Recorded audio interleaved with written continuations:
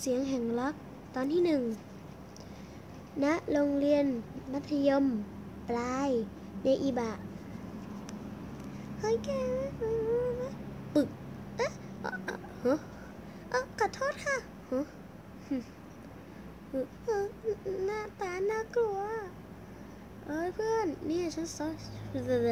กันบ้านฉันหน่อยสิเฮ้ยแกดูดิผู้ชายคนนั้นหล่อเนาะก็คนนั้นไงน่ะฉันว่าเขาน่ากลัวออกนะจะบ้าเหรอแกไม่รู้หรอกเราไม่รู้ว่าเขาหล่อมากเลยนะเมื่อวานยังมีผู้หญิงมาบอกมาเอาของให้อยู่เลยนั่นพี่คะสวัสดีค่ะหนูมีของมาให้น่ะเฮ้ยแกเมื่อวานไม่เห็นเหรอนี่เพื่อนคนนี้ทำยังไงเหรอก็1+1ไงล่ะ 2 hours later ฉันไปเปลี่ยนเสื้อผ้ากันนะบายจ้าเฮ้ยฉันลืมของงั้นฉันไปก่อนแล้วกันนะบายจ้าเฮ้ยเอาคืนมานะเอาคืนมาดิไม่ตื่น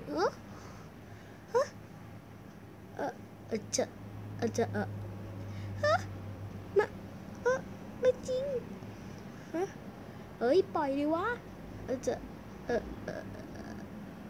to be continue นายปล่อยดิวะเวลเสียงแห่งรักตอนที่2จุด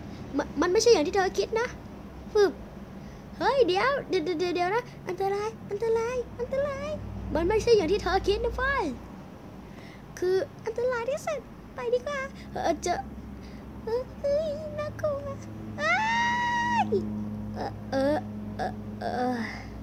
เฮ้ยเดี๋ยวฉันต้องวิ่งหนีให้ไกลเดี๋ยวซิเดี๋ยวรอฉันก่อน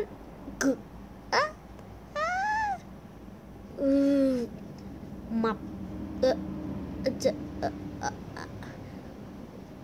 ฟิว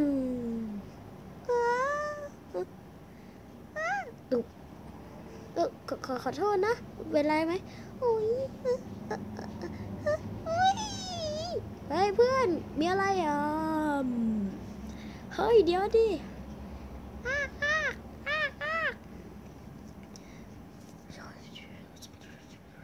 เฮ้ย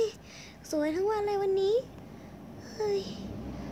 หัวก็เจ็บอีกและเรื่องนั้นคุณครับคุณเป็นอะไรหรือเปล่าล่ะครับหน้าซึมๆนะครับเปล่าค่ะ To be continue ทุย